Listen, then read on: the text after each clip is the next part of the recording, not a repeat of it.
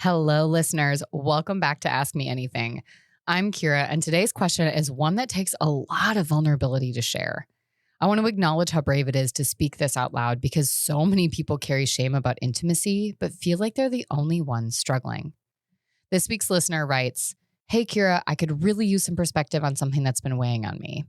Lately, I've been feeling like I'm always disappointing my partner because I'm hardly ever in the mood for sex. It's not that I don't care about them or that I'm not attracted to them. I do, and I am. But it feels like no matter how much I try to psych myself up or convince myself it'll be fine, I just can't get there.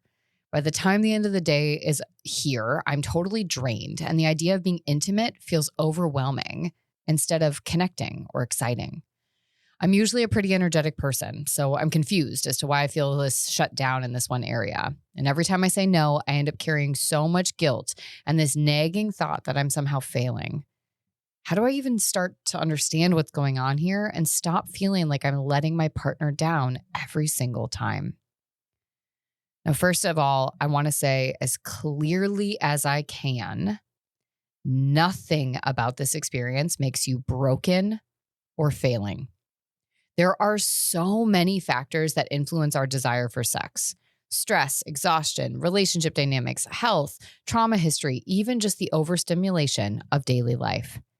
The fact that you can be energetic in other areas and still feel shut down sexually doesn't mean you're faking or that you don't care. It means your body and your nervous system are simply trying to communicate something to you.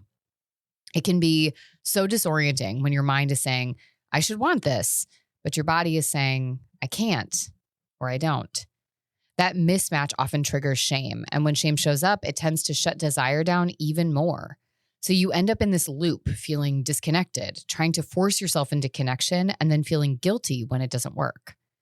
Now, one important place to start to get curious is about what happens in your body and mind leading up to intimacy. Is there tension or pressure? Do you feel like you have to perform or meet an expectation? Is there any space for rest or playfulness either at that moment or during your day? Or does it feel more like sex in and of itself is like an obligation on a long list of already overwhelming obligations? Honestly, oftentimes we forget that desire needs room to breathe. So when we're exhausted and anxious and our days are just constantly filled, bookended with tasks and to-dos and chaos, there just isn't room. It can also help to reframe intimacy as more than just sex. Connection can look like cuddling, sharing affection, or having honest conversations about what's happening for you. Sometimes removing the pressure to quote unquote perform can actually make space for desire to return in its own time. Now, you mentioned trying to psych yourself up all day, and I think that's such a familiar experience for so many people. But constantly talking yourself into something your body isn't ready for can also feel like self-betrayal. Instead, you might experiment with checking in with yourself without judgment. What do I genuinely want right now? What kind of connection feels accessible in this moment? What would it look like to honor my body's limits without assuming it means I'm failing? Now, finally, I hope you'll remember that desire ebbs and flows over the course of any relationship and in any season of life. It doesn't define your love or your worth. You deserve to feel safe, respected, and connected, and that includes being able to say no without guilt. And one of the things that I'm really hearing in your question is that most of that isn't a story being put on you, but a story that you're creating. One of the things that I think I struggle with is whether it comes to intimacy or connection in any level is the idea that I sometimes confuse my shame stories with reality. So checking in with how much of this is my story and pressure I'm putting on myself. And again, going back to that place of curiosity and neutrality, what would it look like if I let those thoughts and fears go?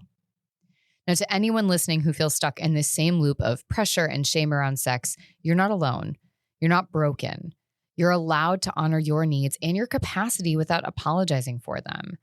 And again, coming back to this idea, for most of us, these pressures, these expectations are self-created and perpetuated.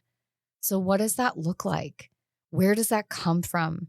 How do we give ourselves the grace and space to come into our lives as a whole person? If these are things that we are wanting or needing or deserving of, and we want to bring more of into our life, then where do we need to be honest with ourselves about how and where we need to make cuts and shifts in the lives that we're leading? This is so much more than just, I should have more sex or I'm not having enough sex. This is about connection on a broader scale and really thinking about an integrated and whole self. Sex is a part of that. How do you bring that into the space without that judgment? And how do you allow for other moments of connection and intimacy so that these things come more naturally and domino onto each other in a way that feels good for you, not something you've pressured yourself into? All right, listeners, if you have a question you want to submit, make sure you click that link in the show notes and send your question in anonymously or with your name. Until then, we will be back next week with another episode.